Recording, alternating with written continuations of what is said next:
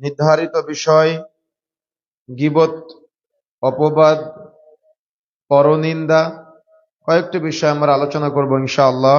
আমা তাওফিকে ইল্লা বিল্লাহ। আমরা আজকে অপরাধকে অপরাধ মনে করি না, আমরা আজকে গুনাহকে গুনাহ মনে করি না, আমরা আজকে পাপকে পাপ মনে করি না।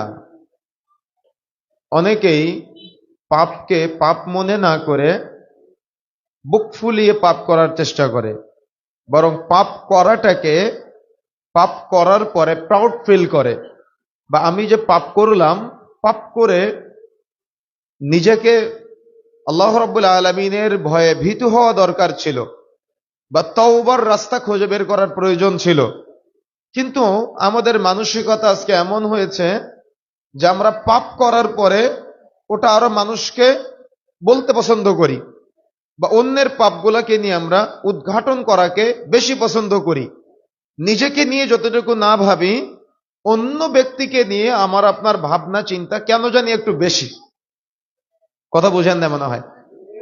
আমাদের মাঝে পারিবারিক সম্পর্কগুলো নষ্ট হচ্ছে, সামাজিক সম্পর্ক নষ্ট হচ্ছে, স্বামী স্ত্রীর সম্পর্ক নষ্ট হচ্ছে, মা ছেলের সম্পর্ক নষ্ট হচ্ছে, প্রতিষ্ঠানের ম্যানেজিং কমিটির সদস্যদের মাঝে সম্পর্ক নষ্ট হচ্ছে, বন্ধুত্বের সম্পর্ক নষ্ট হচ্ছে, বা এমন যত সম্পর্ক নষ্ট হচ্ছে, এর যতগুলি কারণ আছে তার অন্যতম একটা কারণ হলো হৃদয় ছোট হয়ে যাওয়া, আর অন্যকে নিয়ে চিন্তা করা, আর অন্যের পিছনে লেগে থাকা। এই সর্বসাকুল্য সবগুলো বিষয় আমরা সামনে নিয়ে এসে আজকে সংক্ষিপ্ত সময় আলোচনা করবো ইনশাআল্লাহ। পবিত্র কোরআন মাজিদের অন্যতম গুরুত্বপূর্ণ একটি সূরা, একেবারে 30তম পারার মধ্যে এসেছে, সূরা হুমাযার উপরে ইনশাআল্লাহ। আচ্ছা, তাফসীরের আলোচনা। তাফসীর হতে হবে তাফসীর কোরআন বিল কোরআন, কোরআন দিয়ে কোরআনের তাফসীর, অথবা হাদিস দিয়ে কোরআনের তাফসীর। কথা কি বুঝতে পেরেছেন? তার মানে আল্লাহ রাব্বুল আলামিন যেভাবে বলেছেন সেভাবে বুঝা, আর রাসূল সাল্লাল্লাহু আলাইহি সাল্লাম যেভাবে ব্যাখ্যা করেছেন সেইভাবে ব্যাখ্যা করা, আর রাসূলের ব্যাখ্যাটা সাহাবায়ে কেরাম যেভাবে নিয়েছেন আমরাও সেইভাবে নিব। কথা বুঝেন না মনে হয়? তিনটা নীতিমালা বলেছি। এক, আল্লাহ রাব্বুল আলামিন যেভাবে বলেছেন সেভাবে বুঝা, ওই বুঝটা যেভাবে রাসূলুল্লাহ সাল্লাল্লাহু আলাইহি সাল্লাম ব্যাখ্যা করেছেন রাসূলের ব্যাখ্যাটা নেওয়া, এবং যে ব্যাখ্যা সাহাবায়ে কেরাম যেভাবে বুঝেছেন যেভাবে নিয়েছেন সেভাবে নেওয়া। বুঝতে পেরেছেন কি? তাহলে পথভ্রষ্ট হওয়ার সম্ভাবনা নাই। আর যদি আপনি আল্লাহর বুঝটা সরাসরি আল্লাহ রাব্বুল আলামিনের বাণীটা না নিয়ে সাহাবায়ে কেরামের যেভাবে রাসূল ব্যাখ্যা করেছেন ওই ব্যাখ্যাটা না নিয়ে আমি যেভাবে ব্যাখ্যা করলাম, আরেকজন হুজুর যেভাবে ব্যাখ্যা করলো, অমুক ইমাম যেভাবে ব্যাখ্যা করলো, তমুক পীর সাহেব যেভাবে ব্যাখ্যা করলো, যদি আপনি ব্যক্তির ব্যাখ্যা নেন তাহলে আপনি পথভ্রষ্ট হয়ে যাবেন। আর যদি আপনি সরাসরি আল্লাহ রাব্বুল আলামিন যেভাবে বলেছেন, রাসূল যেভাবে ব্যাখ্যা করেছেন, আর সাহাবায়ে কেরাম যেভাবে ব্যাখ্যাটা বুঝেছেন, যেমন আমাদের সমাজে একটা ভ্রান্ত ধারণা আছে কোরআন আল্লাহর বাণী আর হাদিস রাসূলের বাণী। আপনার কাছে মনে হতে পারে ভ্রান্ত ধারণা, কেন মনে হতে পারে না? মূলত মনে রাখার চেষ্টা করবেন, কোরআন মাজিদটা হলো ওহিয়ে মাতলু, আর হাদিসটা হলো ওহিয়ে গায়রে মাতলু। কোরআন মাজিদও আল্লাহ রাব্বুল আলামিনের ওহী, হাদিসটাও আল্লাহর ওহী। তবে একটা হলো পঠিতব্য ওহী, আর একটা হলো অপঠিতব্য ওহী। একটা হলো মাতলু, আর একটা হলো ওহিয়ে গায়রে মাতলু। রাসূলুল্লাহ সাল্লাল্লাহু আলাইহি ওয়াসাল্লাম সম্পর্কে আল্লাহ রাব্বুল আলামিন বলেছেন, এই ব্যাপারে একাধিক সহিহ হাদিসও পাওয়া যায় যে রাসূলুল্লাহ সাল্লাল্লাহু আলাইহি ওয়াসাল্লাম নিজে থেকে কোনো কথাই বলতেন না, যা তার কাছে ওহী প্রেরণ করা হতো সেটাই তিনি বলতেন। তো বিষয়টা যদি এমনটা হয়, তাহলে হাদিস রাসূলের বাণী না আল্লাহর বাণী? এবার বুঝতে পেরেছেন বিষয়টা? তাহলে ভ্রান্ত ধারণা লালন করা যাবে না। এই ভ্রান্ত ধারণা নিয়ে আমাদের সমাজের এক শ্রেণীর মানুষরা বলে যে কোরআন মানলেই হবে, হাদিস মানার দরকার নাই। দেখেছেন না আপনারা? শুনেছেন না? আমাদের মাঝে কিন্তু বিভ্রান্তি করতেছে অনেকেই। তো এখন আমি যদি আপনার কাছে প্রশ্ন ছুড়ে দেই যে কোরআন মানলেই হবে, হাদিস মানার দরকার নাই, তাহলে আল্লাহ বলেছেন তোমরা সালাত আদায় করো। কখন ফজর আদায় করবেন, কখন জোহর আদায় করবেন, বা ফজরের নাম, ফজর নামকরণ কিভাবে করবেন, ফজরের রক্ত কখন হবে, ফজরের রাকাত কয় রাকাত, জোহরের রক্ত কখন হবে, জোহরের রাকাত কয় রাকাত, আসর কখন আপনি আদায় করবেন, আসর কয় রাকাত সালাত আদায় করবেন, আপনি কি এটা কোরআন মাজিদ থেকে আমাকে দিতে পারবেন? কথা বুঝেন না মনে হয়?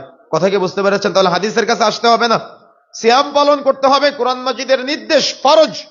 কিন্তু আপনি কখন সাহারি করবেন, কখন আপনি ইফতার করবেন, এই সিয়াম পালনের ভঙ্গ হওয়ার কোন কোন কারণ আছে, এগুলো কি কোরআন মাজিদ থেকে আপনি স্পষ্ট দিতে পারবেন আমাকে? তাহলে রাসূল যেভাবে ব্যাখ্যা করেছেন, সাহাবায়ে কেরাম যেভাবে বুঝেছেন, সেটা কি আমাদের নেওয়া লাগবে না? অবশ্যই নিতে হবে, হজ পালন করতে হবে। এখন কখন আপনি মিনায় যাবেন, কখন আপনি মুজদালিফায় যাবেন, কখন আপনি সাফা মারওয়া সাই করবেন, তাহলে আপনি কোথা থেকে নিতে হবে? হাদিস থেকে নিতে হবে। তাহলে কোরআন মাজিদের ব্যাখ্যাটা অবশ্যই যেভাবে রাসূল করেছেন আর যেভাবে সাহাবায়ে কেরাম বুঝেছেন, এই বুঝের বাহিরে গিয়ে কোনো ব্যক্তিগত বুঝ নেওয়া যাবে না। আর যদি কেউ বলে কোরআন মানতে হবে, হাদিস মানার দরকার নাই, সে হলো হাদিস অস্বীকারী। আর যে হাদিস অস্বীকার করে তার ঈমান থাকে না। একটা হিন্দু যেমন কালিমা পড়ে মুসলমান হয়, তারও ওরকম কালিমা পড়ে মুসলমান হতে হবে। এই জন্য তওবা করে ফিরে আসতে হবে। এরকম বিভ্রান্ত চিন্তা যেন কখনো ব্রেনের মধ্যে না আসে, মধ্যে থাকবে ইনশাআল্লাহ। তাহলে আমরা যে কথা বলতে চাচ্ছিলাম, কোরআন মাজিদের জ্ঞান প্রত্যেকটা ক্ষেত্রে, শুধুমাত্র আজকের আলোচনার সাথে সম্পৃক্ত বলে আমি কথা বলছি না, প্রত্যেকটা ক্ষেত্রে কোরআন মাজিদের জ্ঞান অর্জন করা আপনার উপরে ফরজ, জরুরি। যদি আপনি জ্ঞান অর্জন না করেন তাহলে আপনি পথভ্রষ্ট হয়ে যাবেন। কেন? কোরআনটা হলো বুরহান, কোরআনটা হলো দলিল, কোরআনটা হলো হুদা, কোরআনটা হলো পথ প্রদর্শক স্বরূপ, কোরআনটা হলো ফুরকান, সত্য এবং মিথ্যার পার্থক্যকারী। এখন আপনি যদি কোরআনের কাছে ফুরকান হিসেবে গ্রহণ না করেন, কোরআন মাজিদকে হুদা হিসেবে গ্রহণ না করেন, নূর হিসেবে গ্রহণ না করেন, মাজিদ হিসেবে গ্রহণ না করেন, তাহলে কি আপনি সফলতা অর্জন করতে পারবেন না? যেভাবে তার মানে যেভাবে পথভ্রষ্ট হয়েছে কোরআন মাজিদকে শরীফ বানানো আলারা, বুঝেন না মনে হয়? তার মানে মাজার শরীফ, খানকা শরীফ, পীর শরীফ হতে হতে কোরআন মাজিদটা এখন শরীফে পরিণত হয়েছে, অথচ আল্লাহ কিন্তু শরীফ বলে নাই। কথা কি বুঝতে পেরেছে? জন্য কোরআন মাজিদের ইলম, কোরআন মাজিদের জ্ঞান আজকে আমাদের মাঝে অনেক কম। সৌদি আরবে আমরা দেখি যে আরাবিয়ান শেখরা যখন তিলাওয়াত করে, তখন পিছনের মুসল্লির অঝরে কান্নাকাটি করে। আর আমাদের মুসল্লিদের যতই কোরআন মাজিদ আপনি তিলাওয়াত করেন না কেন, ও তো কিছুই বুঝে না, ওর কোনো প্রভাবই পড়ে না।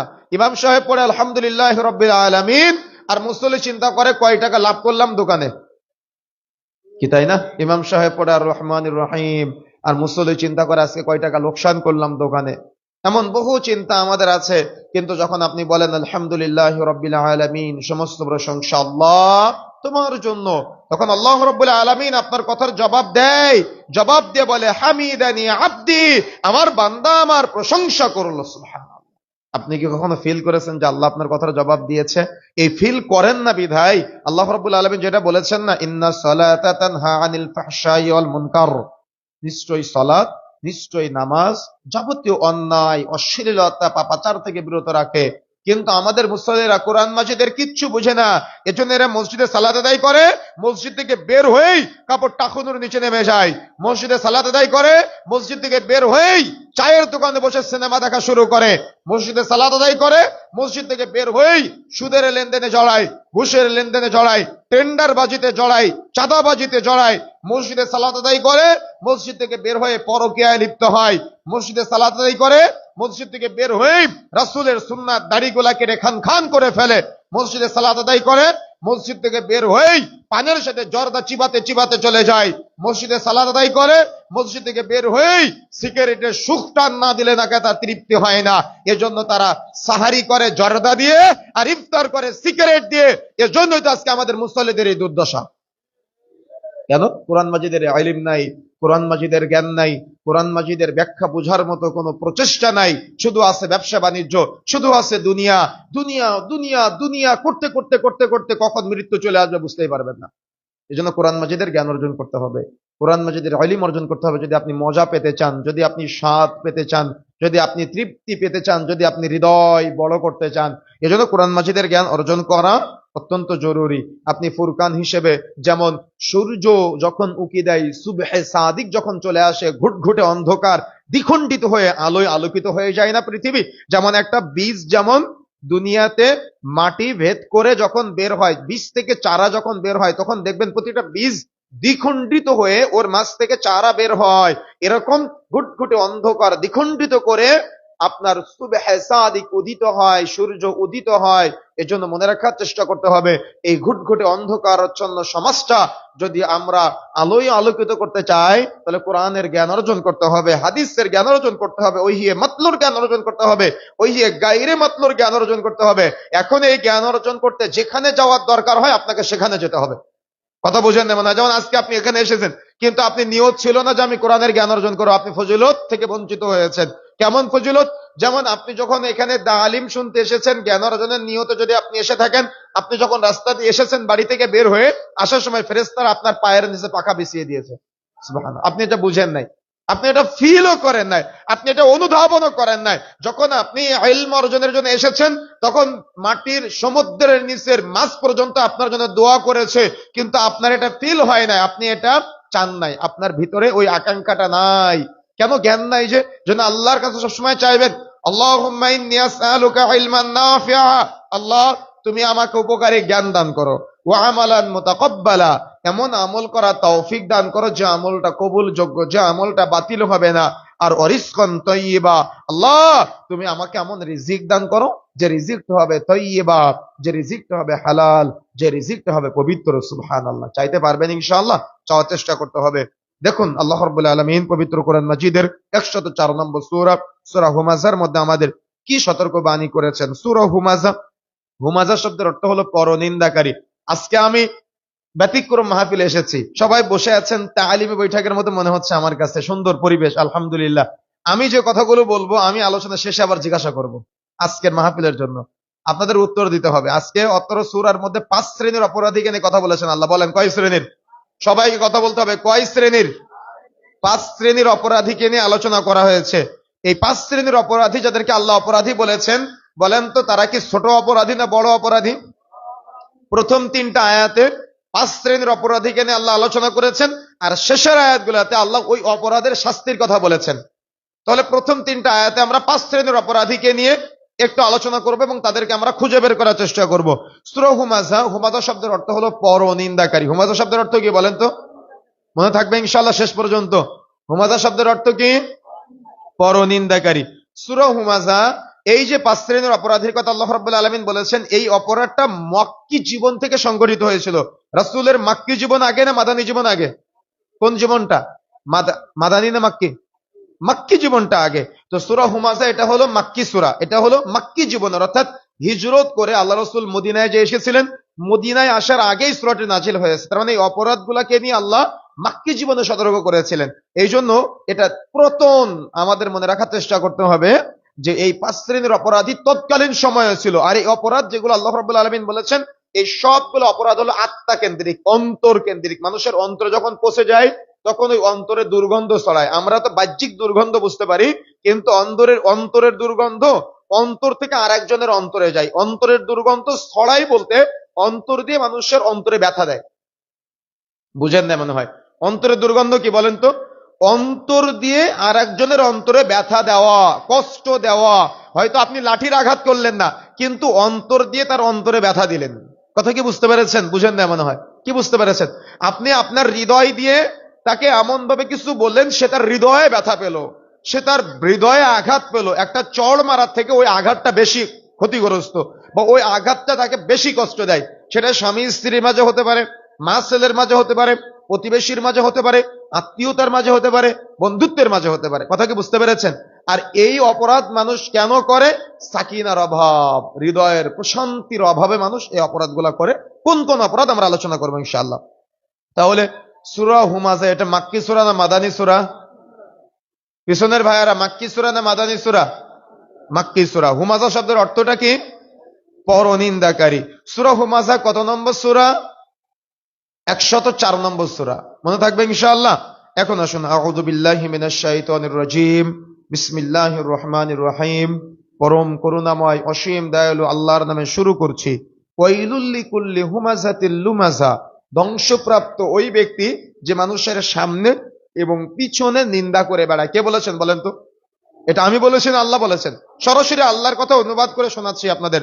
আল্লাহ বলছেন ওয়াইলুল লিকুল্লি হুমাযাতিল লুমাযা, অপরাধী হলো ওই ব্যক্তি যে মানুষের সামনে এবং যে মানুষের পিছনে নিন্দা করে বেড়ায়। আচ্ছা, এখানে 2 শ্রেণীর অপরাধীকে পেলাম, এক হুমাযা আর এক হলো লুমাযা। একটা হলো সামনে নিন্দাকারী আর একটা হলো পিছনে নিন্দাকারী। আমরা পিছনে নিন্দাটা অনেকেই বুঝি, কিন্তু সামনে নিন্দাটা অনেকেই বুঝি না। বুঝতে পেরেছেন? পিছনে নিন্দাটা আমরা অনেকেই জানি, কিন্তু সামনে নিন্দাটা আমরা অনেকেই বুঝি না। সামনে নিন্দাটা কেমন জানেন? ওলামায়ে কেরাম ব্যাখ্যা করেছেন, বা বিভিন্ন তাফসীর যদি আপনি খুলে দেখেন তাহলে আপনারা বুঝতে পারবেন এভাবে একজন ব্যক্তি একটা অপরাধ করলো, অপরাধ করার কারণে আমি তাকে এই 5 জন ব্যক্তির সামনে জানা তা বলে অপমান করে ছেড়ে দিলাম। বুঝেন না মনে হয়? ও কিন্তু আসলে কি করেছে?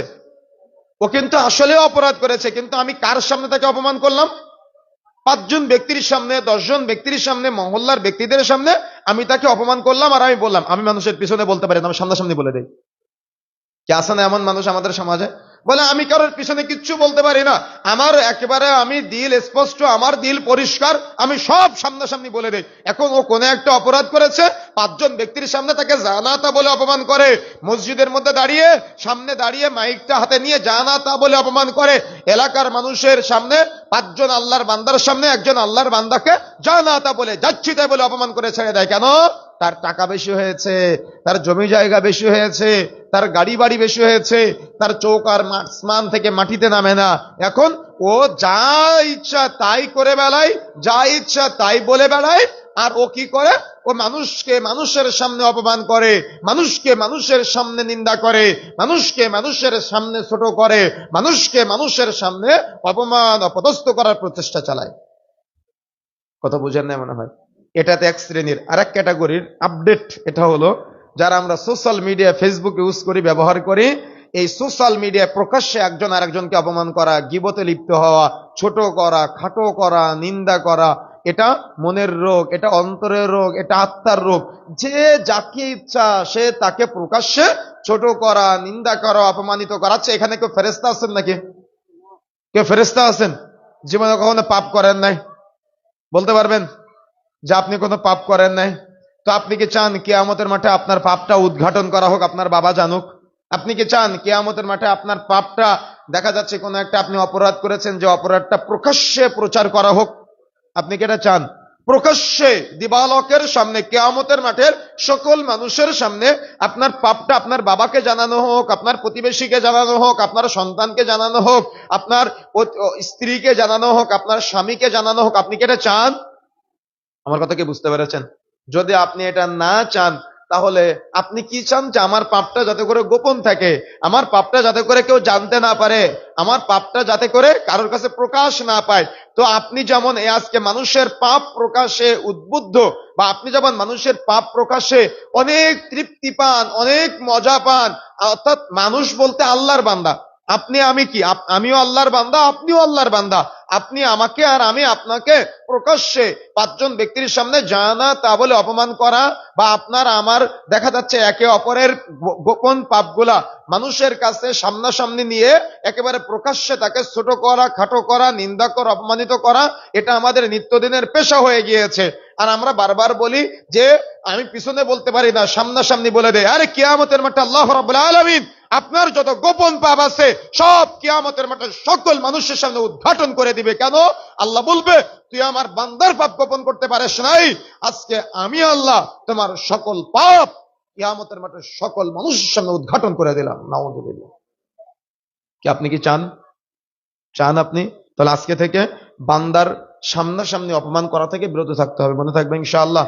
কোন বান্দার আল্লাহ রাব্বুল আলামিন টাকা বেশি দিয়েছে হয়তো আপনাকে, আল্লাহ রাব্বুল আলামিন জমি জায়গা আপনাকে বেশি দিয়েছে, গাড়ি বাড়ি বেশি দিয়েছে, সম্মান বেশি দিয়েছে, কিন্তু আপনি মানুষের সামনাসামনি অপমান করাকে প্রশান্তির মনে করেন, তৃপ্তির মনে করেন, এটা জঘন্যতম অপরাধ, এটা বড় অপরাধ। আল্লাহ আপনাকে অপরাধী বলেছেন। সুতরাং আজকের পর থেকে এই দুঃসাহস আর কখনো দেখাবেন না। মনে থাকবে ইনশাআল্লাহ, যত আপনি দুঃসাহস দেখাবেন, দুনিয়াতে হয়তো আল্লাহর কোনো এক বান্দাকে অপমান করবেন, কিন্তু কিয়ামতের মাঠে আল্লাহ সুবহানাহু ওয়া তাআলা আপনাকে অপমান করবে। আপনার সকল পাপ প্রকাশ্য দিবালোকের ন্যায় সকল মানুষের সামনে উদ্ঘাটন করে দেখিয়ে দিবে। কথা কি বুঝতে পেরেছেন? আর একটা হলো পিছনে নিন্দা। এটাকে আবার ওলামা ইকরাম যদিও 2 ভাগে ভাগ করেছেন। দেখা যাচ্ছে একটা হলো গীবত আর একটা হলো অপবাদ।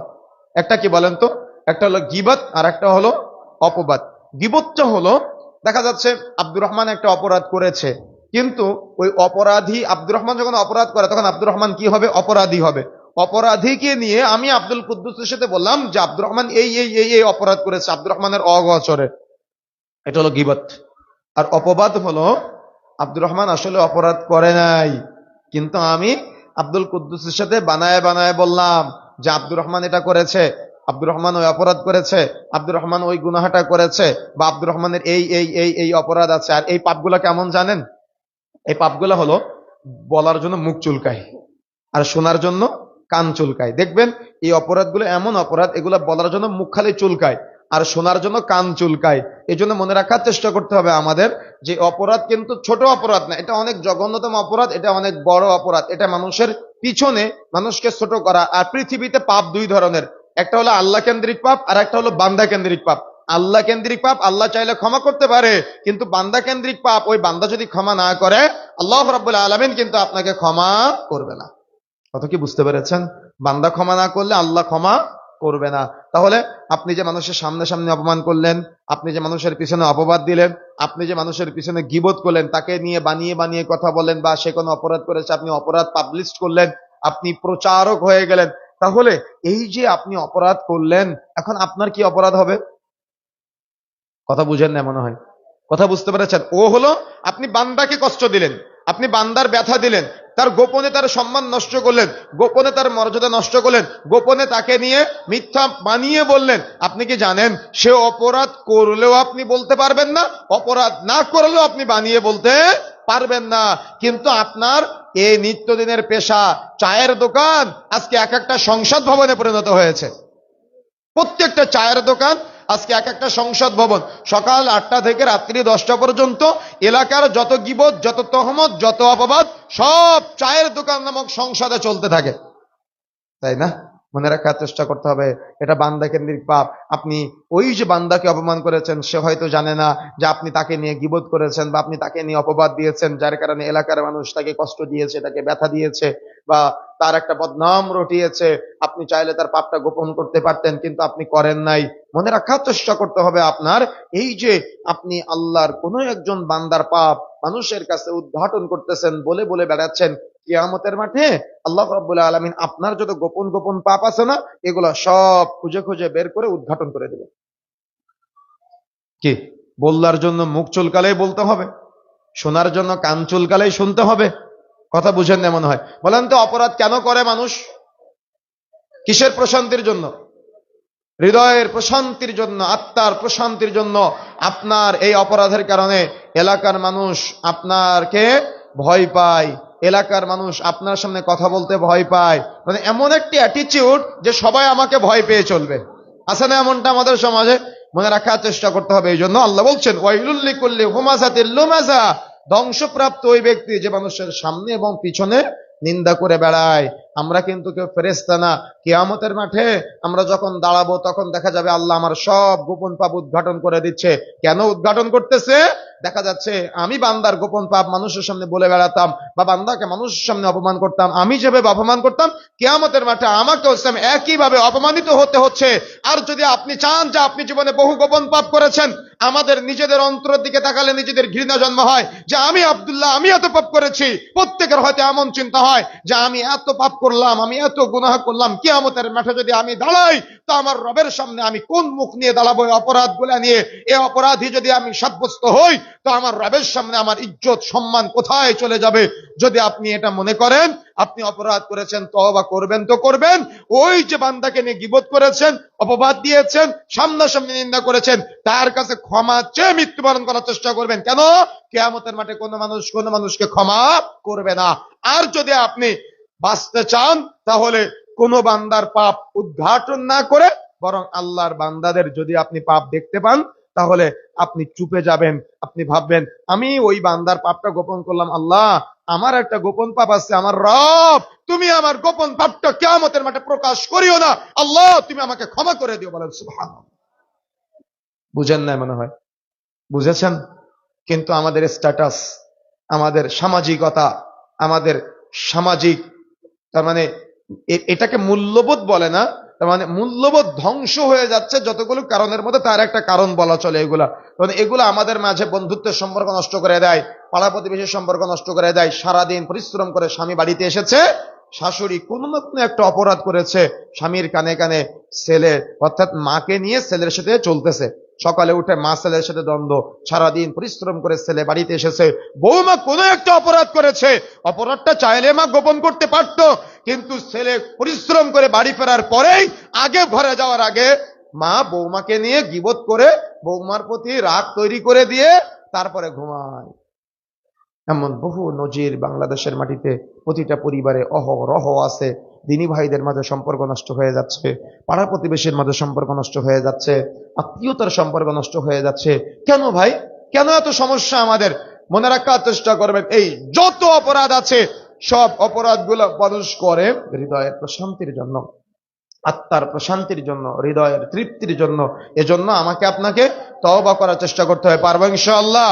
বা যে বান্দাকে নিয়ে গীবত করেছেন, যাকে নিয়ে অপবাদ দিয়েছেন, অবশ্যই অবশ্যই স্মরণ করে তার কাছে ক্ষমা চেয়ে মৃত্যুবরণ করার চেষ্টা করতে হবে। তা না হলে ওই বান্দা কিন্তু কিয়ামতের মাঠে আপনাকে ক্ষমা করবে না। এই জন্য কোনো বান্দাকে নিয়ে কথা বলা এটা চারটিখানি ব্যাপার মনে করবেন না। চুপ থাকবেন, কিন্তু কথা কম বলবেন। মনে থাকবে ইনশাআল্লাহ? এই কথা বন্ধ করতে হবে, টোটাল কথা বন্ধ করতে হবে। যে কথা বলতে চাচ্ছিলাম, তাহলে চুপ থাকবেন কিন্তু কথা কম বলতে হবে। যত কম বলা যায়, যত কম শোনা যায়, যত কম মিশা যায়, যারা গীবতে জড়িত, যারা অপবাদে জড়িত, যারা মানুষের পিছনে নিন্দা করে, যারা মানুষের প্রকাশ্যে নিন্দা করে, অর্থাৎ যারা এই অপরাধগুলোর সাথে জড়ায়, মনে রাখার চেষ্টা করবেন ওলামায়ে কেরাম বলেছেন যে যদি কোনো বান্দা তুমি দেখো যে আরেকজন বান্দাকে নিয়ে তোমার সাথে বলতেছে, তুমি ভাববা তোমাকে নিয়ে আরেকজনের সাথে বলে। তুমি তাকে ফেরেশতা মনে করিও না যে আরেকজনকে নিয়ে শুধু তোমার সাথে বলে না, তোমাকে নিয়েও সে আরেকজনের সাথে বলে বেড়ায়। কথা কি বুঝতে পেরেছেন? এজন্য ফেরেশতা মনে করবেন না যে আরেকজনকে নিয়ে আপনার সাথে বলে বেড়ায়, বরং মনে রাখবেন আপনার সব অন্য জায়গায় ফ্লাশ হয়ে যায়, অন্য জায়গায় সব সে বলে বলে বেড়ায়। এই জন্য এদের থেকে দূরে থাকার চেষ্টা করবেন। যতটুকু নিয়ন্ত্রণে থাকা যায়, যত কম শোনা যায়, যত কম বলা যায়, যত কম দেখা যায়, তত ফিতনা মুক্ত আপনি থাকতে পারবেন। তা না হলে এই ফিতনার যুগে এই অপরাধে জড়িয়ে দেখা যাচ্ছে নিজের ঈমান, আমল, আকীদা সব নষ্ট হয়ে যাবে। এই জন্য হৃদয়ের প্রশান্তি দরকার। আর যার প্রশান্তি নাই, তার হৃদয় হিংসায় দুমড়ে মুচকে একেবারে নিঃশেষ হয়ে যায়। এই জন্য কখনো হিংসা করবেন না। যার হৃদয়ে যত বেশি হিংসা, সে তত বেশি গীবত করে। যার হৃদয়ে যত বেশি হিংসা, সে তত বেশি অপবাদে জড়ায়। এই জন্য আমাকে আপনাকে সর্বদা প্রচেষ্টা চালাতে হবে হিংসা মুক্ত থাকার জন্য। মনে থাকবে ইনশাআল্লাহ, হিংসা করবেন না। কি করতে হবে বলেন? আমার দিকে তাকান, এদিকে এদিকে। কি করতে হবে? হিংসা করা যাবে না। কি করবেন? মন চাইলে ঈর্ষা করতে পারেন, হিংসা হারাম আর ঈর্ষা জায়েজ। মনে থাকবে ইনশাআল্লাহ, হিংসা হারাম আর ঈর্ষাটা জায়েজ। হিংসা দেখা যাচ্ছে আব্দুর রহমানের কোন একটা আল্লাহ নিয়ামত দিয়েছে, কিন্তু আপনি আল্লাহকে বলতেছেন, আল্লাহ তুমি আব্দুর রহমানকে কেন দিয়েছো? তার ধ্বংস হয়ে যাক, তার ছেলে যেন ভালো রেজাল্ট না করে, তার ব্যবসায় যেন ভালো ইনকাম না হয়, তার সম্মান সুখ্যাতি সব যেন ধ্বংস হয়ে যায়, সব তুমি আমার দাও, তার জন্য কোনো কিছু দিও না। কে আছে না এমনটা? তার খেতে প্রচুর ফসল হচ্ছে, আল্লাহ তুমি তার ফসল ধ্বংস করে দাও। তার মাছের ঘেরে প্রচুর মাছ হচ্ছে, তুমি তার মাছগুলাকে মেরে ফেলো, সব আমার দাও। কে আছে না এমনটা? অনেক ডাক্তার চিন্তা করে, অমুক ডাক্তারের রুগী তো এত বেশি, আমার রুগী কেন নাই? ওই ডাক্তারের পিছনে কিভাবে লাগা যায়, ওই ডাক্তারের কিভাবে বদনাম করা যায়। কেমন বহু ক্যাটাগরি কিন্তু আমাদের মাঝে আছে। ব্যবসায়ীদের মাঝে, দোকানের দেখা যাচ্ছে এক দোকানে যাবেন, পাশের দোকানে যদি কোনো পণ্য থাকে তার দোকানে নাই, কিন্তু কখনো বলবেন যে ওই দোকানে আছে। বুঝেন না? মানে কেউ কারোর কল্যাণ চায় না, কেউ কারোর ভালো চায় না। সবাই কেন জানি আমাদের হৃদয়টা একেবারে দুমড়ে মুচকে একেবারে নিঃশ্বাস হয়ে গিয়েছে। আমাদের হৃদয়টা একেবারে ছোট, ন্যারো মাইন্ডের। বুঝেন? আপনার পাশের দোকানদার, আপনার দোকানে দেখা যাচ্ছে কোনো একটা পণ্য আছে, কিন্তু তার দোকানে শেষ হয়েছে। এখন কোন একজন ক্রেতা গিয়ে বলতেছে, তাহলে আপনার দোকানে তো নাই, এটা কোন দোকানে পেতে পারি? ও কিন্তু জানে যে পাশের দোকানে আছে, ও কখনো বলবে না যে আছে, বলবে খুঁজে দেখেন কই আছে। সহযোগিতা করবে না, মন নরম। তার মানে মনটা কঠিন, মনটা কঠিন, মনটা হিংসুটে। কথা বুঝতে পেরেছেন? হিংসা করবেন না, ঈর্ষা করবেন। ঈর্ষা মানে কি জানেন? আল্লাহ তুমি আমার পাশের দোকানদারকে প্রতিদিন 500 টাকা ইনকাম করার সুযোগ করে দিয়েছো, আল্লাহ তুমি আমাকেও দিও। আল্লাহ তারও হোক আমারও হোক।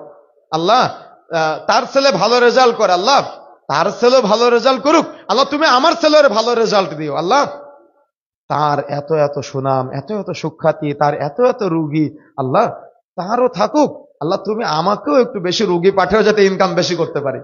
এটা হলো জায়েজ। কিন্তু আমাদের হৃদয় কি? ন্যারো মাইন্ডের, হিংসুটে।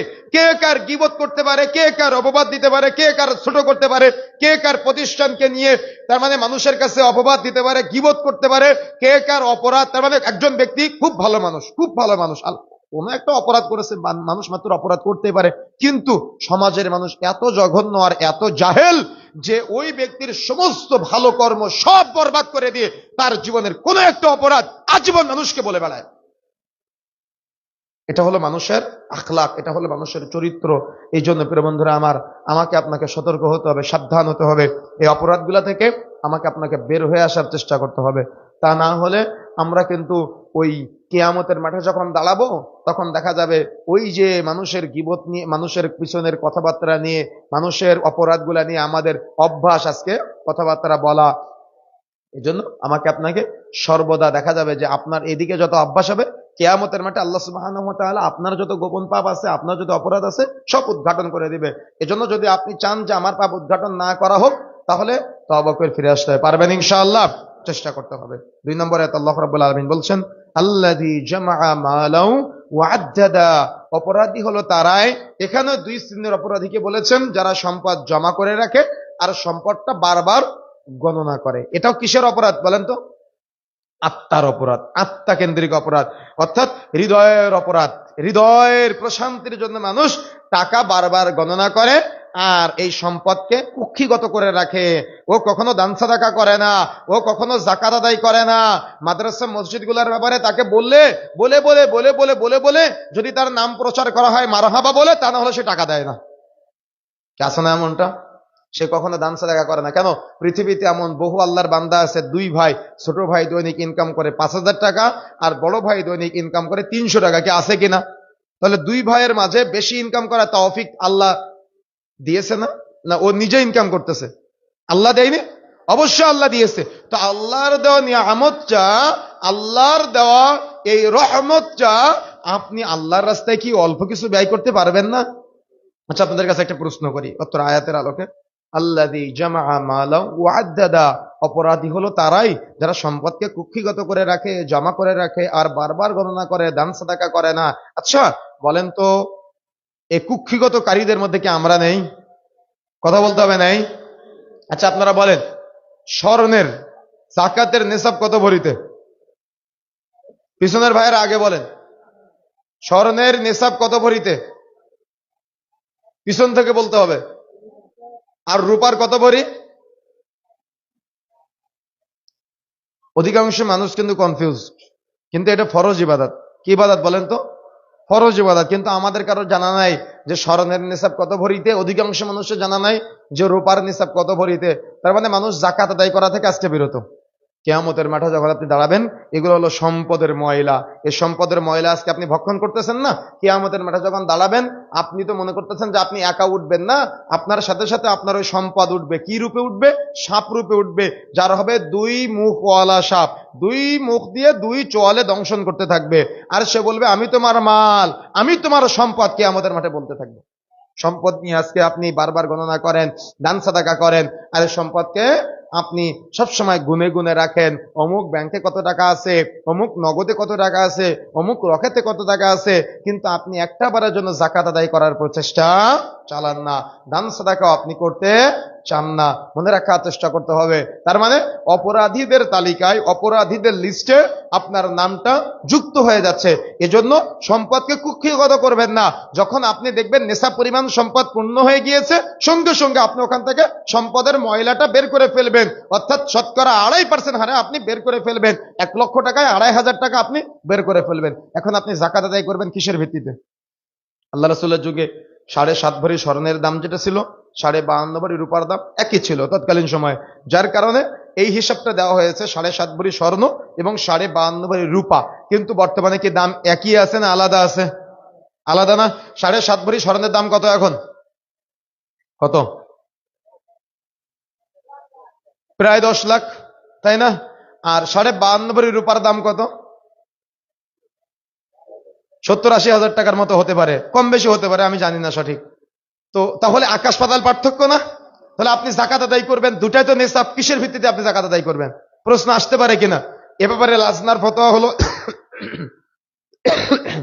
এবং এ ব্যাপারে স্পষ্ট মাসিক তাহরিকের ফতোয়া, মাসিক আল ইখলাসের ফতোয়া, মাসিক আল ইতিসামের ফতোয়া এবং আরাফাতের ফতোয়া হলো, যেহেতু রাসূলের যুগে 7.5 ভরি স্বর্ণ এবং 52.5 ভরি রূপা দুটাই আছে, এবং তখন হয়তো সমমূল্যের ছিল, কিন্তু এখন পার্থক্য হয়েছে। এজন্য যদি কেউ স্বর্ণের হিসেবে জাকাত আদায় করে তাহলে সে গুনাহগার হবে না। তবে দুইটা আলাদা করতে গিয়ে যেহেতু দুইটার আলোচনা ভিন্ন ভিন্ন এসেছে, এজন্য গরিবের হক বিবেচনায় রূপার হিসেবে জাকাত বের করে দেওয়াটা সব থেকে উত্তম। কথা বুঝেন না মনে হয়?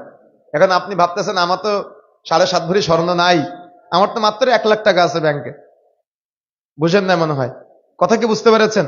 আপনি ভাবতেছেন আমার তো 7.5 ভরি স্বর্ণ নাই, আমার তো মাত্র 2 লাখ টাকা জমা আছে, আমি তো জাকাত আদায় না করলেও পারে। আমি কিন্তু আপনাকে গুনাহগার বলি না, আবার ভুল বুঝিয়েন না। কথা কি বুঝতে পেরেছেন? কিন্তু আপনি উত্তমটা অ্যাপ্লাই করতে পারেন। আল্লাহ আপনাকে সম্পদ দিয়েছে, এটা কিন্তু একটা আনন্দ। বছরের একটা সময়ে হিসাব বের করে আল্লাহ আপনাকে 2 লক্ষ টাকা নিয়ামত দিয়েছে, 1 বছর আপনার কাছে গচ্ছিত থাকবে। তার মানে যেদিন আপনার এই নেশা পরিমাণ সম্পদ পূর্ণ হবে ওই দিনই জাকাত দিতে হবে এমনটা না। ওই সম্পদটা স্টে করবে আপনার কাছে 1 বছর, এক টানা আপনার কাছে থাকবে। 1 বছর পূর্ণ হওয়ার পরে আপনি জাকাত আদায় করবেন। 1 বছর আল্লাহ একটা সম্পদ আপনার কাছে রাখলো, আপনি ওখান থেকে শতকরা 2.5% জাকাত দিতে পারবেন না? কথা বুঝেন না মনে হয়? কেন আল্লাহ ছিনিয়ে নিতে পারতো না? বালা মুসিবত আসতে পারতো না? রোগ বিপদ এগুলো আসতে পারতো না? অবশ্যই আসতে পারতো, কিন্তু আল্লাহ আপনাকে হেফাজত করেছেন। আল্লাহর ভালোবাসাটা আপনি বুঝেন নাই। আল্লাহ আপনাকে নিয়ামত দান করেছে, আল্লাহর নিয়ামতটা আপনি হেলাই ফেলাই পার করে দিয়েছে। আচ্ছা বলেন তো, আপনার স্ত্রীর আর আপনার সন্তানের আর আপনার মেয়ের, অর্থাৎ আপনার স্ত্রীর, আপনার ছেলের, আপনার বৌমার আর আপনার যতগুলি স্বর্ণ বা টাকা পয়সা আছে সবকে একসাথে হিসাব করবেন না কিভাবে হিসাব করবেন বলেন? ফরজ ইবাদত, কিন্তু জ্ঞান অর্জন করতে হবে না এ ব্যাপারে।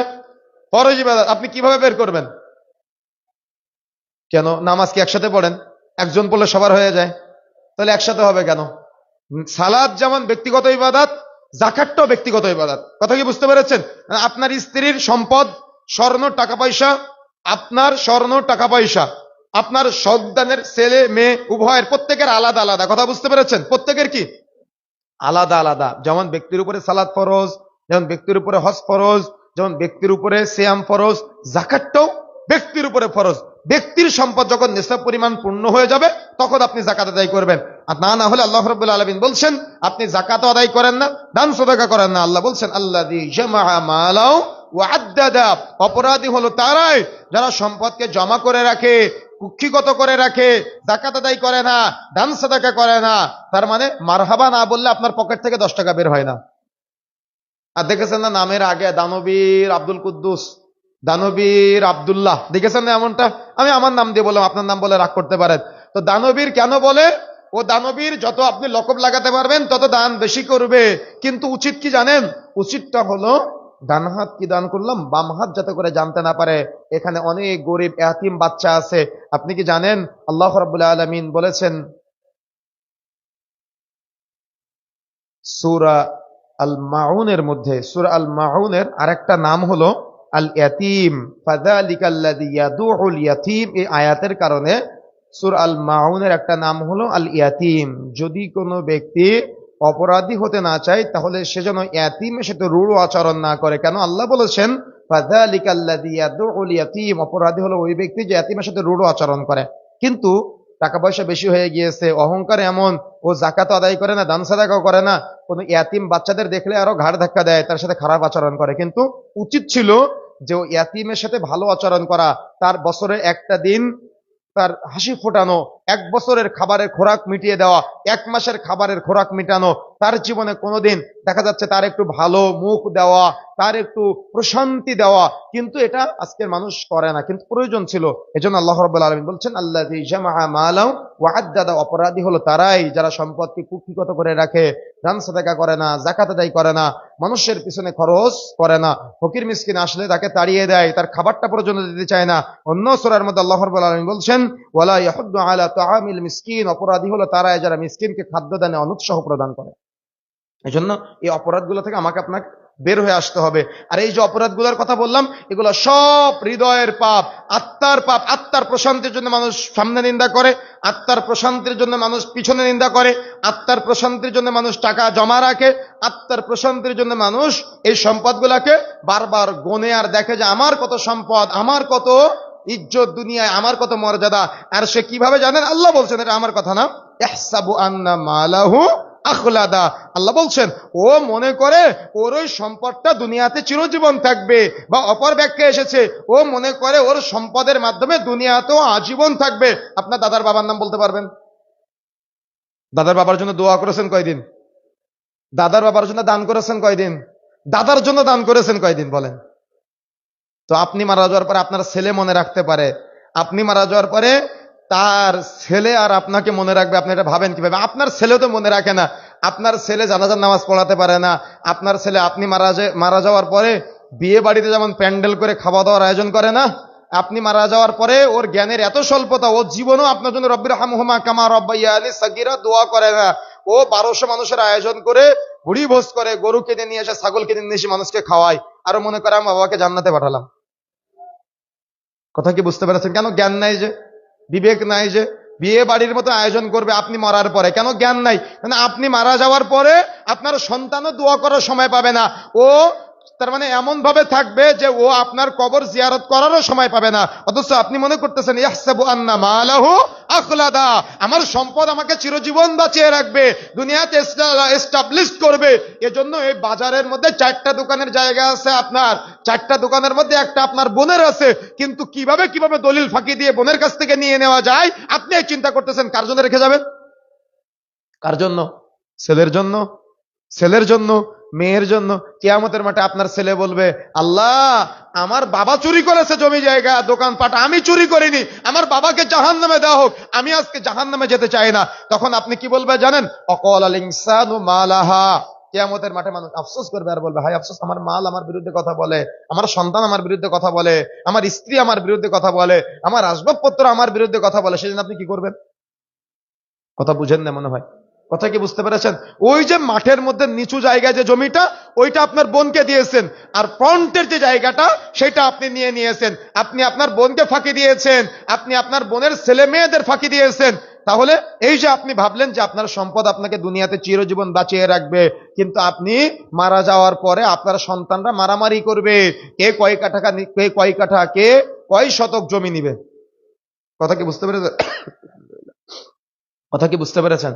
তাহলে আপনার সন্তানরা এগুলো নিয়ে মারামারি করবে, তারা এগুলা নিয়ে কাটাকাটি করবে। 3তলা বিল্ডিং রেখে গেলে 4টা সন্তান, এদের মধ্যে মারামারি হবে। আপনি মরার পরে আপনার জানাজা পরে আগে কে কয়তলা নিতে পারে।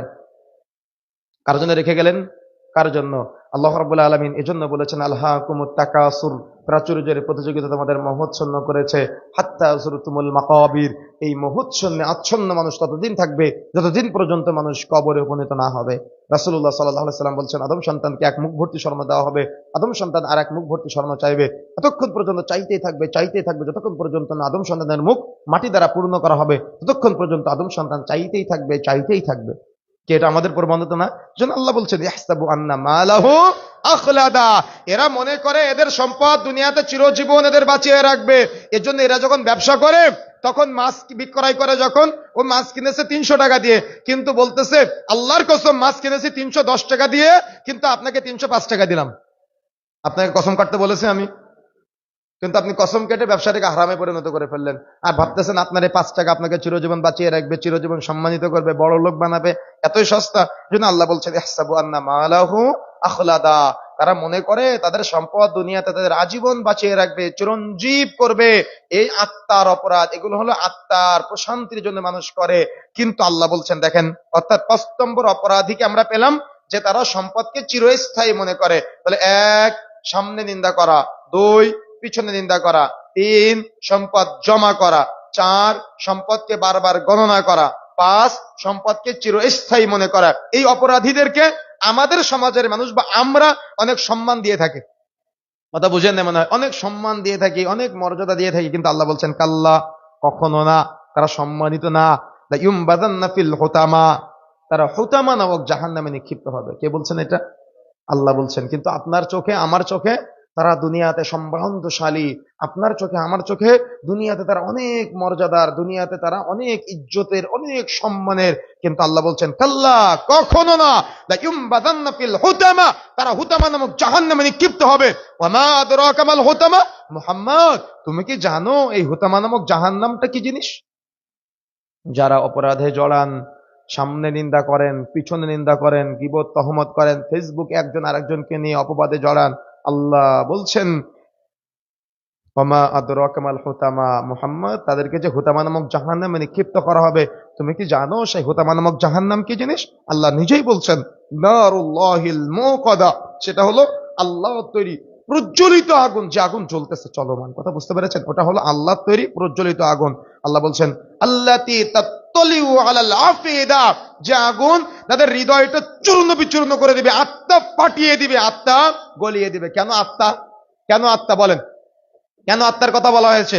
কেন আল্লাহ বলছেন আল্লাতি তাত্তালিউ আলাল আফিদা?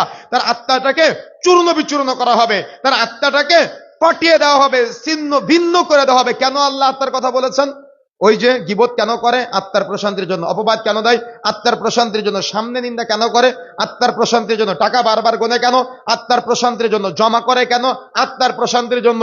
সম্পদকে চিরস্থায়ী মনে করে কেন? আত্মার প্রশান্তির জন্য। এজন্য আল্লাহ বলছেন আল্লাতি তাত্তালিউ আলাল আফিদা, তার আত্মাটাকে চূর্ণ ভিন্ন করে দেওয়া হবে, ছিন্ন ভিন্ন করে দেওয়া হবে, আত্মা ফাটিয়ে দেওয়া হবে, আত্মা গলিয়ে দেওয়া হবে। ইন্নাহা আলাইহিম মুসাদা, এটা এমন জাহান্নাম যেটা আবদ্ধ জাহান্নাম, যে জাহান্নাম আবদ্ধ অবস্থায় জাহান্নামীদেরকে শাস্তি দিবে। আচ্ছা বলেন তো, খোলা জায়গায় আগুন লাগলে সে আগুনের তেজ বেশি, না আবদ্ধ জায়গায় আগুন লাগলে সে আগুনের তেজ বেশি? কোনটা? আবদ্ধ না? যেমন মহিলাদেরকে শোনাবেন আজকে বাড়িতে গিয়ে, মহিলাদেরকে মনে করা দিবেন আপনার স্ত্রী গোস্ত রান্না করে কিসে? হ্যাঁ, প্রেসার কুকারে। কিসে রান্না করে? প্রেসার কুকারও রান্না করে, কড়াইও রান্না করে। আপনার স্ত্রীকে বলবেন তুমি যে এত এত গীবত করো, তো এই প্রেসার কুকারে গোস্ত রান্না করতে সময় বেশি লাগে না খোলা কড়াই বেশি লাগে? কোনটায় বেশি সময় লাগে? কোনটায়? আর কম সময় লাগে কোনটায়? প্রেসার কুকারে। প্রেসার কুকারে দরজা জানালা আছে নাকি? তো হুতামা নামক জাহান্নাম দরজা জানালাবিহীন জাহান্নাম, আবদ্ধ জাহান্নাম। এখন আপনি হয়তো বলতে পারেন তাহলে ঢুকলো কিভাবে? আল্লাহ বলছেন ফি আমাদি মুমাদ্দাদা, জাহান্নামীদেরকে জাহান্নামে ঢুকানোর পরে দরজায় খুঁটি কেটে দেওয়া হবে যাতে করে তারা বের হতে না পারে। তাহলে কি হয়ে গেল? আবদ্ধ হয়ে গেল। এই জাহান্নামের মধ্যে বিশাল বিশাল খুঁটি থাকবে, যে খুঁটির সাথে তাদেরকে বেঁধে বেঁধে শাস্তি দেওয়া হবে। কেন এত শাস্তি? ও আল্লাহর বান্দাকে অপমান করেছে তাই।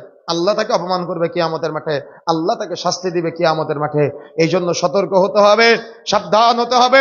আপনি হয়তো এটাকে অনেক ছোট অপরাধ মনে করেন, কিন্তু এগুলা সাকিনা নাই, হৃদয়ে প্রশান্তি নাই, যার কারণে মানুষ এই অপরাধগুলোর সাথে জড়ায়। সুতরাং অত্র সূরাকে সামনে রেখে আমি কয়েকটা সারমর্ম আপনাদের মাঝে নিয়ে এসেছি, যে সাকিনা বা হৃদয়ের প্রশান্তি লাভের জন্য আপনি কি কি করতে পারেন, বা প্রশান্তি লাভ করলে আপনার কি কি উপকার হতে পারে, বা প্রশান্তি লাভের উপকারিতা বা প্রয়োজনীয়তা কি হতে পারে। তার মধ্যে 1 নম্বর, সাকিনা হৃদয়ের প্রশান্তি আপনার ঈমান বৃদ্ধি করবে। যত আপনার হৃদয়ে প্রশান্তি থাকবে, হিংসা থাকবে না, গীবত থাকবে না, তহমত থাকবে না। নিজেকে নিজে চিন্তা করবেন, না আমি তো অমুক জায়গায় অপরাধ করেছিলাম হাত দিয়ে, যখন ওযু করতেছি আমি তখন স্মরণ করলাম আল্লাহ, এই ওযুর সময় স্মরণ করতেছি আল্লাহ তুমি আমার পাপগুলোকে ক্ষমা করে দাও, ওযুর পানির সাথে ঝরে ঝরে পড়ে যাবে সুবহানাল্লাহ। যখন আমি সাজদায় যাব, সাজদায় গিয়ে স্মরণ করবো আল্লাহ আমি অমুক অমুক জায়গায় অপরাধ করেছিলাম, আল্লাহ তুমি আমার অপরাধগুলোকে ক্ষমা করে দাও, সাজদায় আপনার গুনাহ ক্ষমা হয়ে যাবে সুবহানাল্লাহ। এটা হলো সাকিনা। রবের সাথে যত আপনি কথা বলতে পারবেন তত আপনার হৃদয়ে প্রশান্তি বাড়বে। 2 নম্বর, আল্লাহর আনুগত্য অবিচল থাকা। যত আপনি সাকিনা হৃদয়ে প্রশান্তি পাবেন তত আল্লাহর আনুগত্য করে আপনি প্রশান্তি ফিল করবেন, হৃদয়ে তৃপ্তি পাবেন, হৃদয়ে আনন্দ অন্যরকম একটা উৎফুল্ল থাকবে। দুনিয়া নিয়ে আপনার অত টেনশন থাকবে না। আল্লাহ যা রিজিক দিয়েছে আলহামদুলিল্লাহ, আরো চাই আরো চাই, মোহে মোহচ্ছন্ন হয়ে আপনি দুনিয়া মুখী হওয়া থেকে বিরত থাকবেন। তারপরে অন্তর জগৎ প্রশস্ত ও আলোকিত হয়। অন্তরের আলো আছে, কিন্তু অন্তরের আলো বুঝেন, অন্তরের প্রশস্ততা বুঝেন। যত আপনার অন্তরের প্রশস্ততা কমবে তত আপনার হিংসা বাড়বে, বিদ্বেষ বাড়বে। যত আপনার অন্তরে আলো থাকবে না তত আপনার অন্তরে অন্ধকার ছড়াবে। অন্ধকার আপনার অন্তরকে গ্রাস করে ফেলবে, আপনার অন্তরকে একেবারে দুমড়ে মুচড়ে নষ্ট করে ফেলে দেবে। এই জন্য যদি আপনি চান, আপনার হৃদয়ে প্রশান্তি চান, আপনার হৃদয়ে আপনি প্রশস্ততা চান, আলো চান, তাহলে সাকিনা অর্জন করতে হবে। সাকিনা হৃদয়ের প্রশান্তি, সেটা হলো রবের পক্ষ থেকে হৃদয়ের প্রশান্তি।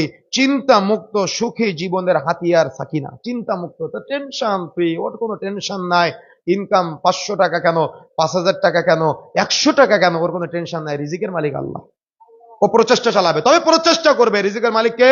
আল্লাহ। কিন্তু প্রচেষ্টা চালাবে, হারাম ইনকাম করবে না। পাশের দোকানদার সিগারেট বিক্রয় করে, ও ভাববে না আমি তো সিগারেট বিক্রয় করলে সকাল 8টা থেকে রাত্রি 10টা পর্যন্ত যত মানুষ সিগারেট বিক্রয় করবো সবার একটা করে পাবার হবে না, আমি অপরাধ করব না। প্রশান্তি আছে, বুঝেন না মনে হয়। সবাই আমার বাজারে সবাই সিনেমা দেখায় চায়ের দোকানে, কিন্তু আমি আমার চায়ের দোকানে সিনেমা দেখাবো না, আমার ইনকাম কম হোক। এটা হৃদয়ের প্রশান্তি। বুঝেন না মনে হয়, আমি বুঝাতে পারি না মনে হয়, কথা কি বুঝতে পেরেছেন? এটা হলো হৃদয়ের প্রশান্তি। সকালে বাড়ি থেকে বের হবেন, যদি আপনার প্রশান্তি থাকে হৃদয়ে, তাহলে আপনার এই প্রশান্তি আপনার সাংসারিক জীবনেও সুখ বয়ে আনবে। আল্লাহ রাসূল সাল্লাল্লাহু আলাইহি সাল্লাম বলেছেন, দুনিয়া কুল্লুহা মাতা, গোটা পৃথিবীটা সম্পদ, ওয়া খায়রু মাতাঈদ দুনিয়া, তার মধ্যে শ্রেষ্ঠ সম্পদ হলো আল মারআতু আস-সালিহা, সতী এবং সাধবী স্ত্রী। আপনার সতী ও সাধবী স্ত্রী আপনার হৃদয়ে প্রশান্তি বয়ে নিয়ে আসবে। আপনি বিপদে আছেন, আপনার স্ত্রী আপনাকে সান্ত্বনা দিবে। কিন্তু আপনি বিপদে আছেন, এমনিতে ঋণগ্রস্ত, যদি আপনার প্রশান্তি না থাকে, সাকিনা না থাকে পরিবারে, তাহলে আপনার স্ত্রী উল্টা বলবে, আরে আমি বলে শুধু তোমার সংসার করতেছে, আর কে হলে করতো না জীবনে। কথা বুঝেন নাই? এটা হলো প্রশান্তি আর প্রশান্তি না থাকার মধ্যে পার্থক্য। আর যদি আপনার পরিবারে দিনদার, পরহেজগার, তাকওয়াশীল স্ত্রী থাকে, ওলামায়ে কেরাম বলেছেন পূর্ণিমার চাঁদ উঠলে যেমন স্নিগ্ধতা ছড়ায় না, আপনার পরিবারে এরকম স্নিগ্ধতা ছড়াবে। হরিণের নাভি থেকে কস্তুরী সুঘ্রাণ বের হয় না, আপনার পরিবারে এরকম সুঘ্রাণ থাকবে সর্বদা। বৃষ্টি নামলে যেমন মানুষের হৃদয়ে প্রশান্তি চলে আসে, যদি আপনার পরিবারে দিনদার স্ত্রী থাকে, আপনার পুরো পরিবারটা হবে প্রশান্তির পরিবার। সুবহানাল্লাহ। এটাকে বলা হয়েছে সাকিনা, এটাকে বলা হয়েছে হৃদয়ের প্রশান্তি। এটা হলো উপকারিতা। এখন আসেন কিভাবে অর্জন করবেন, বা আল্লাহর প্রতি ঈমান আনা, আল্লাহর পরিচয় সম্পর্কে জানা। আপনি কিভাবে প্রশান্তি আনবেন? আল্লাহর পরিচয় সম্পর্কে জানতে হবে, ঈমান আনতে হবে, অর্থাৎ তাওহীদের জ্ঞান অর্জন করতে হবে। তাওহীদ উলুহিয়া, তাওহীদ রুবুবিয়্যাহ, তাওহীদ আসমা ওয়া সিফাতের জ্ঞান প্রত্যেক মুসলিমের জানা ফরজ। যদি কোনো মুসলমান তাওহীদের জ্ঞান না রাখে, তার নামাজ কবুল হবে না, তার হজ কবুল হবে না, তার যাকাত কবুল হবে না, তার দান সাদাকা কবুল হবে না। কেন? একটা মাজার সামনে আছে, আপনি আল্লাহকে সাজদা না দিয়ে মাজারের সাজদা দিচ্ছেন। সৌদি আরবে হজ করতে গিয়েছেন, কিবলার দিকে না করে আপনি রওজার দিকে হাত তুলে দোয়া করতেছেন। বুঝেন না মনে হয়, কথা কি বুঝতে পেরেছেন? এরকম বহু তাওহীদের জ্ঞান না থাকলে আপনি বিভ্রান্ত হয়ে যাবেন। এজন্য তাওহীদের জ্ঞান অর্জন করা ফরজ। আল্লাহ সম্পর্কে জানতে হবে, কে আপনার সৃষ্টিকর্তা, কে আপনাকে সৃষ্টি করেছেন। আমাদের সমাজে কালিমার অনুবাদ করা হয় লা ইলাহা ইল্লাল্লাহর অর্থ কি? আল্লাহ ছাড়া মাবুদ না, এটা ভুল অনুবাদ। বরং অনুবাদ হলো বিহাক্কিন লা মা'বুদা ইল্লাল্লাহ, আল্লাহ ছাড়া হক, আল্লাহ ছাড়া সত্য, আল্লাহ ছাড়া প্রকৃত কোনো মাহবুদ নাই। কেন? মানুষ মাহবুদ মানে পীরের, মানুষ মাহবুদ মানে কবরের, মানুষ মাহবুদ মানে সূর্যের, মানুষ মাহবুদ মানে পাহাড়ের, মানুষ মাহবুদ মানে পাথরের, মানুষ মাহবুদ মানে সমুদ্রের, মানুষ মাহবুদ মানে চন্দ্রের, মানুষ মাহবুদ মানে কোন ব্যক্তির, কোন মূর্তির মাহবুদ মানে না। এই সব বাতিল মাহবুদকে বাদ দিয়ে একক আল্লাহকে রব হিসেবে স্বীকৃতি দেওয়া, এটা হলো কালিমার স্বীকৃতি। এই জ্ঞান আপনাকে অর্জন করবেন। যত আপনি আল্লাহর সাথে কথা বলতে পারবেন, তত আপনি হৃদয়ের প্রশান্তি পাবেন। আল্লাহর সাথে কথা বলার জায়গা নামাজের মধ্যে, সালাতের মধ্যে, তাকবীরে তাহরিমা মনে রাখার চেষ্টা করবেন। আজান ইকামতের মধ্যবর্তী সময়ে দোয়া করলে দোয়া কবুল হয়। তাকবীরে তাহরিমার পরে, সূরা ফাতিহা পাঠের পরে আপনি আরেকটা সূরা মেলাবেন, রুকুতে যাওয়ার আগে দোয়া করলে দোয়া কবুল হয়। রুকুতে গিয়ে নির্দিষ্ট দোয়া পাঠের পরে দোয়া করলে দোয়া কবুল হয়। সাজদায় গিয়ে নির্দিষ্ট দোয়া পাঠের পরে দোয়া করলে দোয়া কবুল হয়। এটা দোয়া করারই জায়গা। কেন আপনি দোয়া করবেন না? বৈঠকে বসে আত্তাহিয়াতু দুরূদ শরীফ, দোয়া মাসুরা পাঠের পরে দোয়া করলে দোয়া কবুল হয়। এই সব দোয়া করার জায়গা, কিন্তু আপনি প্রশান্তি, যেখানে দোয়া করলে দোয়া কবুল হয় সেখানে দোয়া করেন না, আপনি কি প্রশান্তি পাবেন? আপনি নামাজ শেষ করে দোয়া করেন, তো প্রশান্তি পাবেন না। কথা কি বুঝতে পেরেছেন? দোয়া করার জায়গা কোথায়? এতগুলো জায়গা বললাম, এতগুলো জায়গায় আপনি দোয়া করতে পারলেন না, আপনি কি প্রশান্তি পাবেন? দোয়া করতে হবে নামাজের ভিতরে, কিন্তু আপনি নামাজের ভিতরে দোয়া না করে, নামাজ শেষ করে দোয়া না করলে আপনার তৃপ্তি লাগে না, তার মানে আপনি ভুল। আপনার দোয়া করা দরকার ছিল সালাতের ভিতরে। প্রশান্তি যদি আপনি পেতে চাইতেন, সাজদায় গিয়ে দোয়া করেন, রুকুতে গিয়ে দোয়া করেন, বৈঠকে বসে দোয়া করেন। কথা কি বুঝতে পেরেছেন আমার? তাহলে আল্লাহকে চিনতে হবে না, আল্লাহকে জানতে হবে না। আপনি রাগ করলেন, পরীক্ষা নিব, রাগ করলেন, পরীক্ষা নিব একটা। আচ্ছা বলেন, রুকুতে গিয়ে কি পড়েন আপনারা? কি করেন? সুবহান রাব্বিয়াল। আর সাজদায় কি পড়েন? এখন বলেন, হাত উঠাবেন। আমি একজনকে জিজ্ঞাসা করবো, সুবহান রাব্বিয়াল আযীম আর সুবহান রাব্বিয়াল আলা আপনার 40 বছর যাবত যে আপনি পড়েন নামাজের মধ্যে, এটার অর্থ কয়জন জানেন? এখন আপনি উত্তর দেন যে আপনি কিভাবে প্রশান্তি অর্জন করবেন, সালাতের ভিতরে কি দোয়া করতে হচ্ছে। এই 40 বছরে আল্লাহ একটা জিন্দেগি দান করেছে, আপনি এখনো শিখতে পারলেন না, তাহলে আপনি কিভাবে প্রশান্তি পাবেন? আপনার অন্তরে প্রশান্তি নাই। আমি বলে যাচ্ছি, আপনার অন্তরে প্রশান্তি নাই, শুধু হতাশা, দুর্দশা, দুশ্চিন্তা, বালিশে মাথা দিলে টেনশন। কেন? আপনাদের আল্লাহর সাথে সম্পর্ক নাই। আল্লাহর সাথে সম্পর্ক স্থাপন করেন, দেখবেন আপনি নামাজও প্রশান্তি পাবেন, অন্যান্য ইবাদত করে তৃপ্তি পাবেন। আল্লাহ আপনাকে ডাকলে আপনি আল্লাহর আহ্বানে সাড়াও দিতে পারবেন ইনশাআল্লাহ। 2 নম্বর, কোরআন মাজিদ তিলাওয়াত করা। আমাদের বাড়িতে কোরআন মাজিদ থাকে, ওই সুন্দর করে কাপড়ে জড়িয়ে শোকেসের উপরে রেখে দেয়, পড়তে পারে না। সন্তানের সকাল 7টায় প্রাইভেট, 8টার সময় প্রাইভেট, 9টা থেকে বিকাল 5টা পর্যন্ত স্কুল, আবার বিকাল 5টার পরে আসার পরে অনলাইন কোচিং, সবকিছুর সময় হয়, 5 মিনিট কোরআন শিক্ষার সময় হয় না, তাই না? টাইম নাই, টাইম মৃত্যুর পরে আপনার সন্তান কি করবে জানেন? এমনি তো কোরআন শিক্ষা দিতে পারলেন না, ও তো রব্বির হামহুমা দোয়া পড়তে পারবে না। ও কি করবে জানেন? মাদ্রাসা থেকে একদল হুজুর ভাড়া করে নিয়ে আসবে, লাশের পাশে কোরআন পড়াবে। সারা জীবন কোরআন পড়লেন না, লাশের পাশে কোরআন পড়ে কি হবে আপনার? কথা বুঝেন না মনে হয়। সারা জীবন কোরআন পড়লেন না, বাড়িতে কোরআনের চর্চা হলো না, মরা মানুষকে কোরআন শোনায় কি লাভ? কোরআন তো আপনার হেদায়েতের জন্য, ওই হেদায়েতের বাণী মরা মানুষের পাশে শোনায় লাভ কি? কথা কি বুঝতে পেরেছেন? এগুলো চলতেছে আমাদের সমাজের জন্য বলতেছি। সালাত আদায় যত বেশি আপনি করবেন, অর্থাৎ সালাতের মধ্যে যত বেশি আপনি কথা বলবেন আল্লাহর সাথে, তত আপনি হৃদয়ে প্রশান্তি পাবেন। তারপরে দিন শিক্ষার মজলিস তালিম বৈঠকে অংশগ্রহণ করা, যত বেশি আপনারা এমন তালিমের আয়োজন করবেন, বৈঠকের আয়োজন করবেন, তত আপনাদের ঈমান বৃদ্ধি প্রাপ্ত হবে। দিনী ভাইদের সাথে চলাচলে হৃদয়ের প্রশস্ততা বাড়বে। জানেন কি, আচ্ছা এখানে কি টাকা দিয়ে নিয়ে আসা হয়েছে আপনাদের যে 500 করে টাকা দেওয়া হবে? কেন? দিনের ভালোবাসা এসেছেন না? কোন একজন আপনাকে দাওয়াত দিয়েছে, তারা ভালোবাসা এসেছেন কিনা? আপনি কি জানেন এই ভালোবাসা আল্লাহ ভালো না বাসলে এটা হতো না? কেন? পৃথিবীতে ভালোবাসা আসে টাকার, চেহারার, সৌন্দর্যের, জমি জায়গার, গাড়ি বাড়ির, আছে না? কিন্তু এর মাঝেও একটা ভালোবাসা লিল্লাহ, আল্লাহর ভালোবাসা। আল্লাহ রাব্বুল আলামিন ফেরেশতা জিবরিল আমিনকে কাছে রাখ দিয়ে বলে, আমি ওই আব্দুর রহমানকে ভালোবাসি, ওই আব্দুল কুদ্দুসকে ভালোবাসি, ওই আব্দুল সাত্তারকে ভালোবাসি, তুমিও তাকে ভালোবাসো। ফেরেশতা জিবরিল আমিন আবার অন্যান্য সকল ফেরেশতাদেরকে ডাক দেয়, ডেকে বলে, আমি ভালোবাসি, আল্লাহ ভালোবাসে, তোমরাও তাকে ভালোবাসো। বলে সুবহানাল্লাহ। তখন ওই বান্দার মাধ্যমে এমন এমন কিছু কাজ করিয়ে নেওয়া হয় যার মাধ্যমে দুনিয়াবাসীও তাকে ভালোবাসে। সুবহানাল্লাহ। কিসের ভালোবাসা? আল্লাহর জন্য ভালোবাসা। চেহারা না, টাকা পয়সা না, জমি জায়গা না, গাড়ি বাড়ি না, শুধু দিন, তাকওয়া, আল্লাহ ভীতির জন্য একে অপরকে ভালোবাসবেন। নেককার জীবন সঙ্গী, যেটা বলেছিলাম না, নেককার জীবন সঙ্গী, দিনদার, পরহেজগার, তাকওয়াশীল আপনার স্ত্রী থাকলে সন্তানগুলো আদর্শিত হবে। আমার আগে শেখ আব্দুর রাশেদ সালাফি তিনি এ ব্যাপারে আলোচনা করতেছিলেন, চমৎকার আলোচনা, তাই না? দেখেন, আপনার সন্তানকে যদি আপনি আদর্শিত করতে চান, তাহলে নেককার স্ত্রীর দরকার। আল্লাহর দিনের সাহায্যকারী হওয়া, যত বেশি আপনি দিনের সাহায্যকারী হবেন, তত বেশি আপনি হৃদয়ের প্রশান্তি পাবেন, হৃদয়ের আপনি প্রশস্ততা বৃদ্ধি করতে পারবেন। সকল কাজে আল্লাহর উপর ভরসা করা, দুনিয়াবি আপনার যত বালা মুসিবত আসুক না কেন, ভালো মন্দ যা কিছু হোক, সবকিছুতে আপনি আল্লাহর উপরে অগাধ ভরসা করবেন। অল্পে তুষ্ট থাকা, তাকদীরের ফাইসালায় সন্তুষ্ট থাকার প্রচেষ্টা চালাবেন। তারপরে সন্দেহপূর্ণ যতগুলো বিষয় আছে সেগুলো সর্বদা এড়িয়ে চলার চেষ্টা করবেন। সেগুলোর সাথে আমাদের কোনো প্রকার কানেকশন রাখার দরকার নাই, তাহলে আপনি হৃদয়ের প্রশস্ততা পাবেন। আর যত সন্দেহের মধ্যে ঢুকবেন, তত আপনার হৃদয় সংকুচিত হয়ে যাবে। আল্লাহর নিয়ামতের শুকরিয়া আদায় করা, আল্লাহ আপনাকে যত নিয়ামত দিয়েছে, আপনি হিন্দু না, কাফের না, মুশরিক না, আপনি মুসলিম, আপনি শুকরিয়া আদায় করবেন। আপনি বেদাতি না, আপনি মুশরিক না, আপনি সহিহ হাদিসের অনুসরণ করেন, কোরআন মাজিদের অনুসরণ করেন, আপনি শুকরিয়া আদায় করবেন। আল্লাহ আপনাকে রেল স্টেশনে রাখতে পারতো, তার মানে ও আল্লাহ আপনার সন্তানকে এতিমখানায় রাখতে পারতো, রেল স্টেশনে রাখতে পারতো, পলিথিনের ঘরের মধ্যে রাখতে পারতো, কিন্তু আল্লাহ রাব্বুল আলামিন আপনাকে আর্থিক নিয়ামত দান করেছেন, চমৎকার ব্যবসা করার তৌফিক দান করেছেন, আল্লাহ আপনাকে অসাধারণ উপার্জন করার তৌফিক দান করেছেন। আল্লাহ আপনাকে কোনো একটা দেহের অঙ্গ প্রত্যঙ্গ আপনার দেখা যাচ্ছে কোনো একটা অসুবিধা হতে পারতো, কিন্তু আল্লাহ একেবারে সুস্থতার নিয়ামত দান করেছেন, আপনি শুকরিয়া আদায় করবেন, দেখবেন আপনার হৃদয়ে প্রশস্ততা বৃদ্ধি পাবে ইনশাআল্লাহ। তারপরে বিপদকে নেকি লাভের মাধ্যম মনে করা, যত বেশি বিপদে পড়বেন তত বেশি মনে করবেন আল্লাহ আপনাকে পরীক্ষা করতেছে, কিয়ামতের মাঠে তত দ্রুত আপনি জান্নাতে যেতে পারবেন।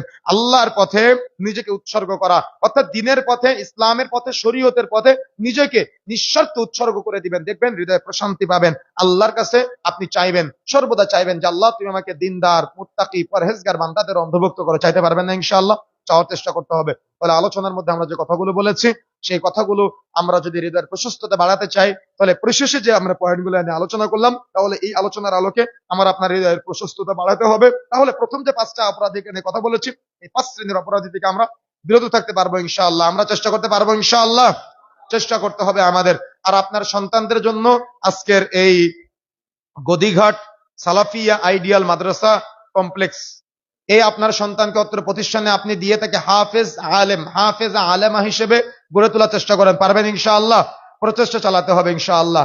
আর এটা প্রত্যন্ত অঞ্চলের মাদ্রাসা, আপনারা এখানে বলবে এমনটা না, কেউ আপনার কাছে চাইবে এমনটা, আপনি নিজের জায়গা থেকে অত্র প্রতিষ্ঠানকে কিভাবে বাড়ানো যায়, সেই প্রতিষ্ঠানকে কিভাবে সমৃদ্ধশালী করা যায়, আপনি নিজে খোঁজ খবর নিয়ে নিজে আপনি সাদাকা করার চেষ্টা করেন, পারবেন ইনশাআল্লাহ। আল্লাহ রাব্বুল আলামিন আমাদের তৌফিক দান করুন, আল্লাহুম্মা আমিন। সংক্ষিপ্ত সময়ে আমরা যে কথাগুলো বলেছি, আমি সহ আমরা সবাই যেন আল্লাহ রাব্বুল আলামিনের এই বাণীগুলা শ্রবণ করে রাসূলুল্লাহ সাল্লাল্লাহু আলাইহি ওয়াসাল্লাম যেভাবে ব্যাখ্যা করেছেন, সাহাবায়ে কেরাম যেভাবে বুঝেছেন, আমি সংক্ষিপ্ত সময়ে সেভাবে আপনাদের মাঝে উপস্থাপন করার চেষ্টা করেছি, কোনো কিচ্ছা কাহিনী ছাড়াই।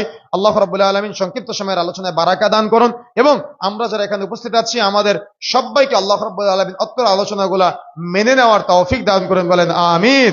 আল্লাহ রাব্বুল আলামিন সংক্ষিপ্ত সময় আমরা যে কথাগুলো বলেছি, আমাদের এই প্রত্যেকটা কথায় বারাকা দান করে আমাদের প্রত্যেকটা কথাকে আমাদের ব্রেনে মৃত্যুর আগ পর্যন্ত স্মরণ রাখার তৌফিক দান করুন এবং হেদায়েতের নিয়তে পরিবর্তন হওয়ার তৌফিক দান করুন, বলেন আমিন। আমাদের মাঝে যারা অসুস্থ আছে আল্লাহ রাব্বুল আলামিন তাদের সবাইকে শেফায়ে কামেলা আজেলা দান করুন।